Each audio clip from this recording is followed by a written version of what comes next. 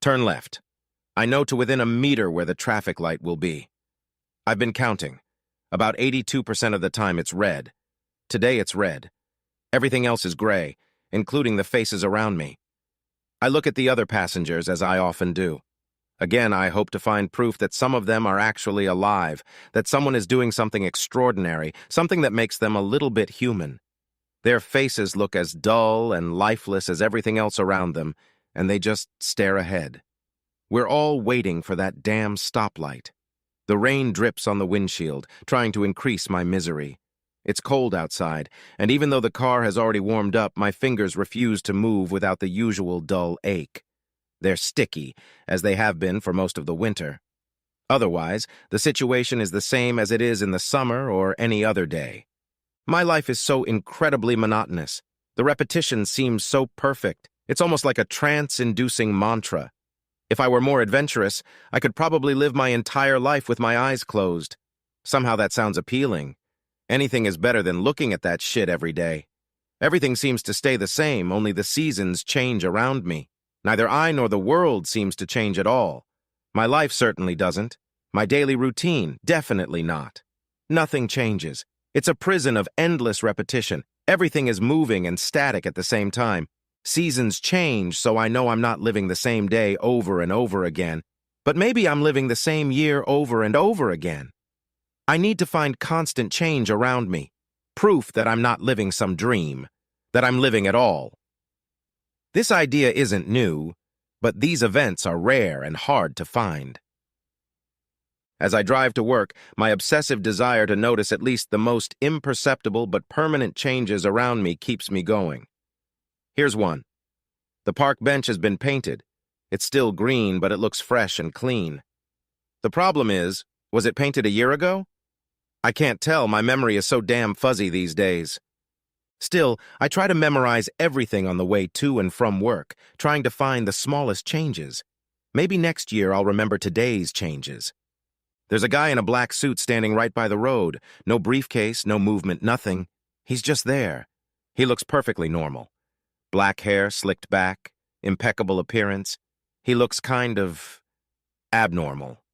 I couldn't describe him if someone asked. Of course, no one has ever asked me anything, come to think of it. My wife and I don't talk anymore. I hardly ever see my coworkers, and even if I do, they don't seem to notice me. I stare all the time. Not being able to see anything special about this guy alarms me. He stands too still. He seems almost artificial, like a Madame Tussauds figure. Wait, he turns his head. The movements are too slow and fluid, almost robot-like. Is this guy even real? He continues to slowly turn his head until he's looking directly at me. Is this really happening? I'm getting a really weird feeling. He just stares at me and I can't look away. Dead eyes are holding me. It's like watching the devil anticipating the devouring of your soul. Ah, that's Alex. He's on tomorrow's menu. Looks delicious. I can almost hear him thinking. A horn sounds. Ah, the green light. I look at the lever to put it in first gear, apologize to the honking but otherwise strangely calm man in the van behind me, and pull away. Don't look at the man in the suit again. Don't. It's not good. He's bad news. I'm looking. He's gone. How did he disappear so fast? Was he even real? I hope not. He was evil. I hope he was real. Because imagining him would be even worse. It's easy at work. It always is. As long as they don't move me to that lonely annex. I still don't know why they did that. There was plenty of room in the main building. Okay, they're all engineers. I'm the only accountant. But I still feel like an outsider. I dive into the files like I do every day. The numbers seem to be exactly the same as yesterday. At 10, Ralph stops by briefly to bring me the files, just as he did yesterday. I get most of my data over the internet, but sometimes we have to exchange papers. Management apparently insists that someone bring them to me, not the other way around. These days, I am more or less forbidden to enter the main building. I try not to think about that insult anymore. It still makes me angry. Wait a minute. No, it doesn't. For some damn reason, it doesn't. Why not? It's supposed to. Rationally, I know it's wrong. They shouldn't exclude me like this, but somehow I can't find it in me to get upset about it. I can hear Ralph moving through the empty hallways of this empty building long before he enters my little office. I can hear every footstep in those droning hallways. Soccer. I'm going to talk to him about soccer. I really want to talk to him. About anything. Anything. I don't know anything about soccer. We don't even have a TV. What else can I talk about? He's already in my office. I missed a few seconds. The new files are on my desk. He's leaving. How could I have missed the only brief human contact my workday offers? Ralph, is all I manage to say before he leaves the room, and he ignores it. Why? Ralph and I have always gotten along well, but that was a long time ago. How long ago? I have no idea. My past is a mess. New files. Focus on that, Alex. Do your job. Don't think about your life. What, 11 o'clock? I shake my head in confusion. The new files lie unopened. How have I spent the last hour? I have no idea. Is Ralph late? No, he always arrives at 10 o'clock. Footsteps in the hallway, moving away from me. What, Ralph? I don't get up to check, afraid of what I might find. I pull up in front of the house and park the car as usual. The steering wheel is perfectly aligned and turned straight before I turn off the engine. Tina is already home, as usual. Her car is parked on the left side of the road, a little crooked as it sometimes is. Sometimes it's perfectly straight, but not always. I always try to do the right thing. These details help me keep my sanity. I'm looking at our house. The light is out in the upstairs bedroom. Tina must have heard me coming. The curtain in the living room moves. What? Is someone in the house? We don't have kids or even pets. I quickly get out of the car and enter the house. Tina? I'm here, she says as she walks down the stairs. She looks a little tense, as she usually does lately. Why? We both work, we have a lot of money. Maybe if we ever talked, really talked, I'd understand what's bothering her. Is there someone else in the house? She flinches slightly and looks at me, worried. No, Alex. She speaks slowly and clearly, as if to a child. There's no one else here. This surprises me. Is she lying? But that curtain moved. Oh, Alex, she says simply, as if that explains something. For some reason, it feels like she's close to tears. Is she really cheating on me? I slowly and numbly walk past her and make sure the bedroom is empty and the bed is neatly made, as always. I search every corner. The house is empty. Tina watches me silently, her concerned expression unchanged. The meal passes in silence, and I am confused and bewildered. 10 o'clock. Ralph. New files. I'm faster this time. Hey, Ralph, how's it going? I try to sound cordial. I even use a phrase I've never understood, but it's what I think buddies say. Ah, Alex. He seems almost surprised that I can speak.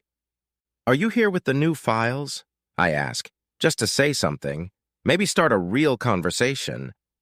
But I have no idea what to say. I don't know him at all, after all. Yeah. I'm in a bit of a hurry. The boss is waiting. Oh, Geller himself? Geller, are you serious? Geller's been gone for 2 months. The new man is Frank Thomas. Oh, you really didn't know? Awkward. Did anyone tell me we had a new boss? Did I forget? I don't even know the name. Oh, sure, just kidding. Yeah, sure, he says, clearly unconvinced. I've got to go now. I'll see you around. Sure. This time I'm glad he's leaving. This was awkward. I check my files, look up again, and he's gone. I didn't even hear the distant footsteps in the long hallway. I look up again, and there he is. The guy in the black suit. Or another one that looks like him. Hell, he looks so plain, so ordinary, like no real person could look like that. He looks like someone reduced all the people who've ever lived to numbers, averaged them, and turned those numbers into a man. An algebraic, perfectly average Frankenstein's monster. He's just standing in my doorway. He doesn't lean on the door frame. He doesn't move. He just stands there looking at me, his posture and facial expression neutral, like, I don't know, I've never seen anything so neutral. Even a signpost shows more emotion. I suspect he's pure evil, but I don't feel any fear at all. I don't feel anything at all. I almost wish something would happen to me, good or bad. I don't care. Kill me. Kidnap me. Take me to an alien spaceship for examination. Any break in the dull routine of my life would be welcome. Who? I start to say something, but when I look up, he's already gone, without a single sound. How? I can always hear his every footstep echoing down the hallway, always. But I never heard Ralph leave. Did he? Is Ralph and the guy in the black suit playing a trick on me? Could it be the same person? I should have heard footsteps. I check my watch. It's 1 o'clock in the afternoon. 3 hours have passed since Ralph left? What have I done in that time? Apparently I've been working on the files. They're all done. That's another chunk of time I've completely missed. An hour yesterday, 3 hours today, is that good or bad? No. There are no more good and bad things in my life. I remember that Tina used to be good, but now she's just like everything else. Gray. It's Wednesday. I'm coming home after work. Tina's spot in the parking lot is empty, just like every Wednesday. She's with her friend. What's her name? Lena? Lisa? Lena? Hell, she's been my wife's best friend for over, how long exactly? A long time anyway, and I can't remember her name. What's wrong with me? I go into the house. Of course it's empty. Suddenly nothing seems certain. Do I live here? Is this my life? I turn off the light so I don't see what I see every day. Nothing here seems to have anything to do with me. What am I doing here? I go to the bedroom to change. I turn on the bedside lamp. The bed isn't made. I just fixate on that fact, but I don't feel any emotion because of it, and I can't look away. The bed isn't made. Should I be upset? Is Tina cheating on me, or am I just being paranoid? We haven't had sex in, how long? Months? Seems like forever. Why haven't I noticed that? Maybe because he's never been that good.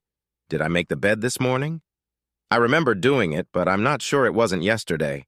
I really have no idea. All that remains when I leave the room is a vague suspicion. As I make a simple dinner, I think about my situation. My life is shit, or maybe it's just nothing. What can I do about it? I can't run away from this.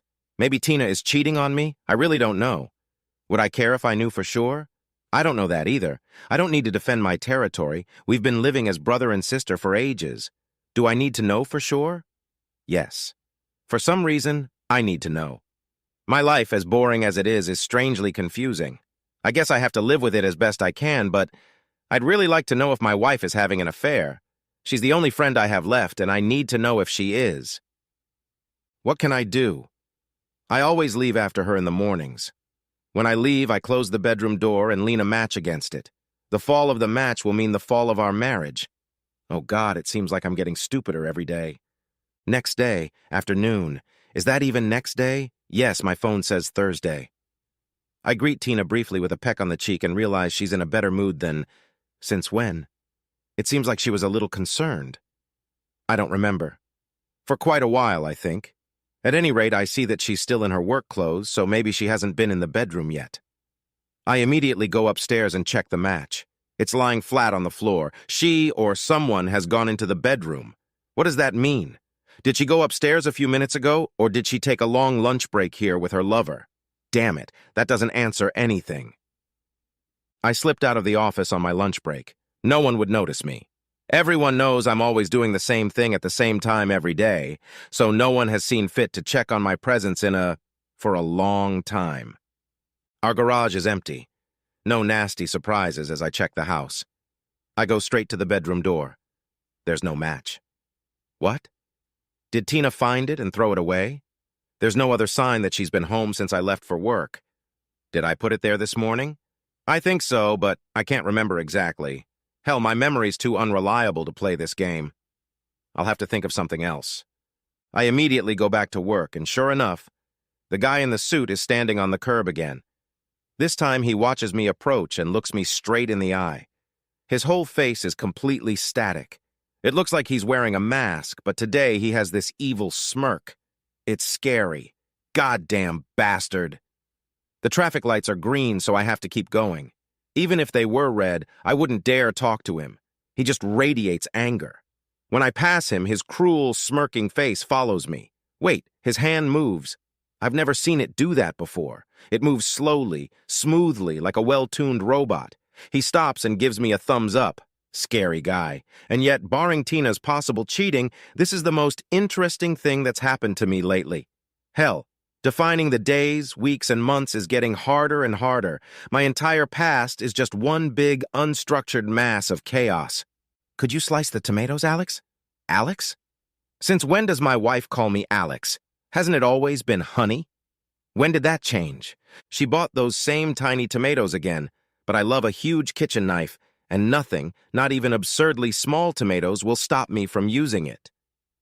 As I'm cutting, I notice that the liquid on the cutting board is too dark to be tomato juice, and there's too much of it. Slowly, not really wanting it, I shift my gaze to my fingers. 1, 2, 3, 4, 5. They're all in place. But holy crap, I have a nasty gash across my entire hand. How did I manage to do that? Why do I feel no pain? Why is there no panic? I just watch the blood oozing out of the straight, somehow interesting-looking wound. I turn around and see Tina. She looks me in the eye, then slowly shifts her gaze to the wound, and she's as strangely calm as I am. For some reason, she's holding a large knife herself. I wake up. I'm in the bed. My arm. I examine it from every angle, and it looks fine. The wound was just a dream. Why am I not relieved? Why am I not even afraid to sink back into the unhurried, repetitive mass that is my life? Wait, maybe the smirking man in the suit was a dream too. And Tina might be cheating on me? Hell, maybe I'm still working in the main building with my coworkers. Tina isn't in the room, and I don't even know what time it is. I check my phone. Saturday, 9 o'clock. I don't usually sleep that long. I also don't usually have dreams about cutting off half my arm and seeing weird guys in black suits. My mood improves dramatically. All that shit was just a dream. My life is still the same. Why shouldn't I be happy about that? I get up and start getting dressed. I open my sock drawer. I don't have to work and it's winter, so Alex's unwritten rules say it's time for thick gray wool socks. I have 4 identical pairs. Of course, I alternate them so they wear out evenly. It's just common sense. Tina's drawers are a mess, but mine are organized. The socks in question are on the very right edge, neatly aligned, next to the black... What is that? Someone has gone through my drawer. Tina knows full well that this is off-limits territory for her.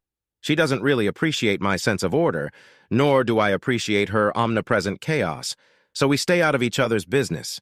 The gray wool socks and black business socks have been moved. Why? There should be exactly 27 pairs of socks here, and 7 are in the wash. I check the other drawers, and in those too, everything is slightly displaced. No real clutter, but every item seems to have been methodically moved enough that I notice it. What the hell is going on here? Is someone trying to deliberately confuse me? I'll have to ask Tina about that. She's in the living room reading. Say, have you been fiddling with my clothes? She looks at me and sighs. A long, long time ago, Alex. I have no idea what she wants to express, but she seems to be telling the truth. I wanted my life to change, but does change have to be so confusing? Driving to work? Damn, that was close. Another fraction of a second and I would have hit that red, well, whatever it was. Toyota, apparently. This has got to stop, Alex. You can't drive around town, staring in every direction, looking for imaginary men in black suits. It's starting to affect your life. They don't exist. Just go back to your boring, gray, monochromatic life. If you can call it a life. I'm ready to go to work. Another coffee. These few minutes alone with myself after Tina has left for work are the most precious of the entire day. Nothing out of the ordinary has happened for days now. No black suits, no new signs of cheating. I've just been living my life. Is that a good thing? Ralph hasn't brought me any new files in a while. I have no idea. A few days, at least. It seems there's no need to exchange papers anymore. I don't even know for sure if my coworkers are still alive. The only person I communicate with is Tina. Who is she to me? My wife? Without an intimate relationship? I don't think so. Friend? We've exchanged maybe a dozen words since a while. I'm a little unsure of dates these days. Can someone be a friend if you don't even talk? What is she living now? I have no idea, and to be honest, I don't really care. Why wouldn't I care? I remember not caring. I seem to remember thinking that every little thing in her life was very important, but not now. Many things that were once important seem to have lost their importance. My brain is like, I don't know, numb? Most of the time. I can imagine how one might feel on drugs. Nothing much matters. Dream and reality just blend into each other. What if I'm drugged and I lose control of reality and I see men in suits? Who? Tina. Why? So she could cheat on me. Maybe I'm being drugged by these men in suits and Tina hasn't done anything wrong, but why and who are they? Maybe Tina is cheating with the man in the suit and they both drugged me? Maybe the mere suspicion that Tina is cheating is enough to drive me crazy. And worst of all, what if my life is exactly like that? Or maybe I'm just slowly going crazy on my own. That seems like the simplest explanation, and Occam doesn't care if it's the one I dislike the most. All I know is that it's time for me to leave for work. I put on my coat and... What's this? It's a camera, isn't it? I'm no expert, but it definitely looks like a lens. Shit, I can't reach it. I'll have to get a ladder. Shit. I'll check later when I get home. I don't have time right now, and if it's gone by then, at least I'll know where I am. Maybe. He's gone. I'm sure there was a camera there. Well, I think so. Anyway, the camera's definitely gone now. No hole, no bracket, nothing. What does that mean? Someone checked the tape and saw me staring at it?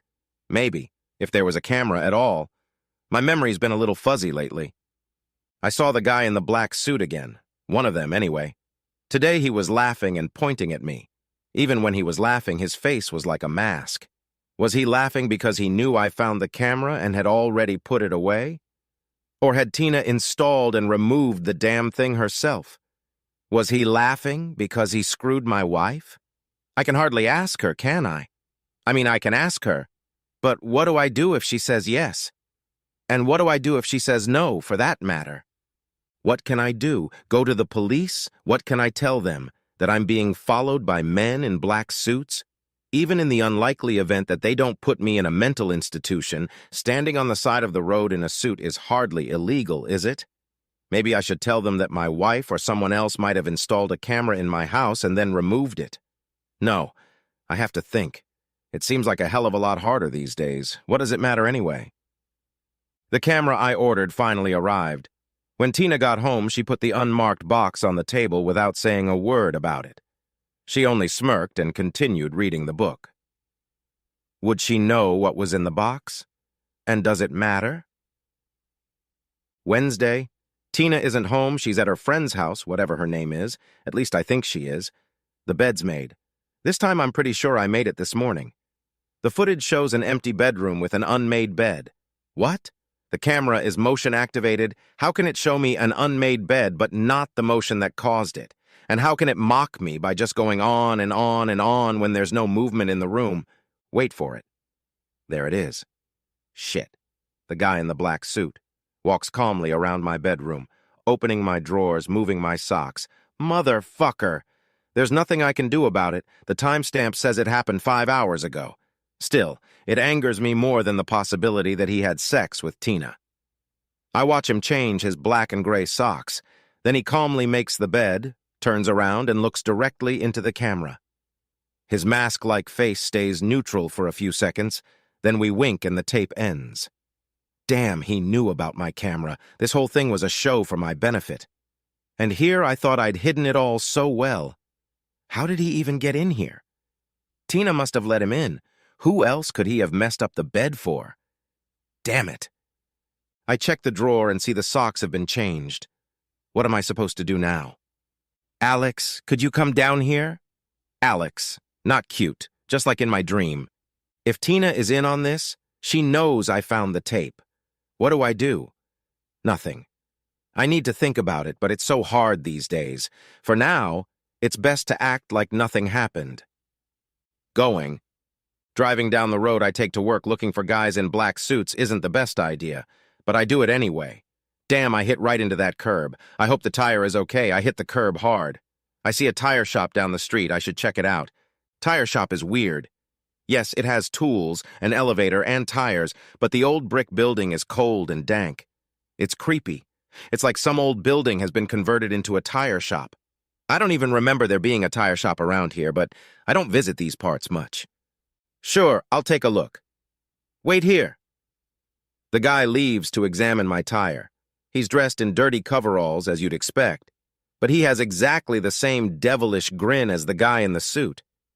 What am I supposed to do? Ask him if he spends his days in the suit stalking me and sleeping with my wife? No. I pretend to study the greasy Pirelli calendars on the wall. At least that's what a normal tire shop should have. My ears pop. I can feel him looking at me like he's a millimeter behind me. He's probably thinking, "I fucked your wife and you're going crazy, my friend." He's right. The tire is fine. No problems. He smirks that damn plastic grin again. I know it's the guy in the suit. I just want to get out of here. What do I owe you? Nothing. I have everything I need. Meaning my wife, probably, and my life, and my sanity. What more could he possibly want from me? Get out of here, Alex, before you go crazy. Or rather, what's left of it? It's empty. The camera's memory card is completely empty. I must have forgotten to copy it yesterday. But what do I need the footage for anyway? Cheating.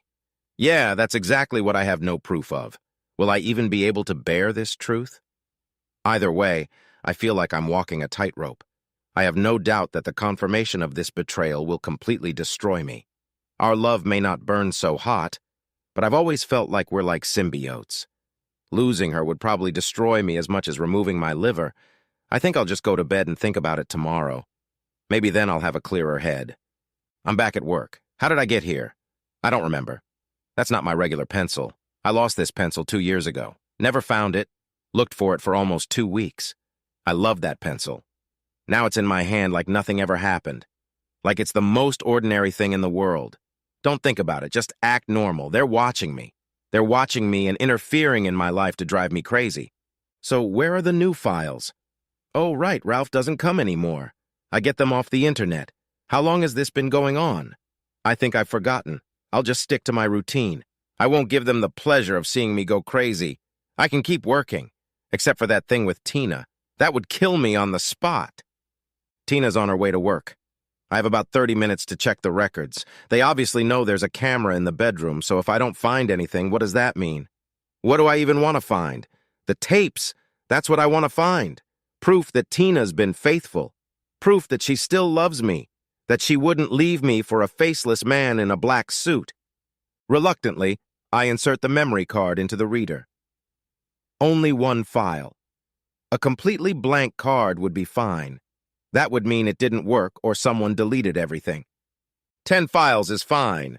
Those are the fragments a working motion detector should produce. One file? Maybe it was left for me to find. Some sort of best of compilation just for me. Do I really want to see this? What good could come of it? It could destroy me. Of course, I open it anyway. She's already lying on the bed, naked. Oh God, how long has it been since I've seen her like this?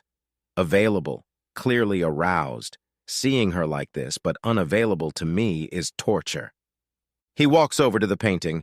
He's still wearing his black suit. She moves toward him and begins to stroke his pants, but he remains absurdly impassive. His expression is as unchanging as a mask. Oh no, she gets into his pants. She lies on her back and waits for him, smiling. They both slowly turn their heads toward the camera, Tina still smiling and him with that deadpan, mask-like grin. They both give me a thumbs up. Everything goes black. The voices. I can't see anything, but I can hear them talking. They sound distant, but you can understand them. But what they say doesn't make any sense.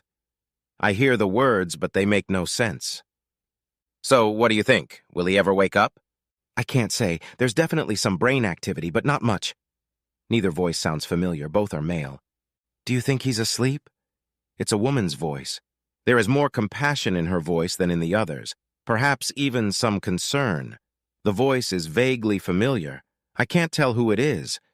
It probably doesn't matter, though. I really don't know. A pause. Yeah, I think you probably do. He seems to be having a good time. Who knows? The other man says indifferently. Pause. I hope he is. Now, I'm a little sorry. I didn't expect the effect to be so strong. Confuse him, yes. Turn him into a complete vegetable, no.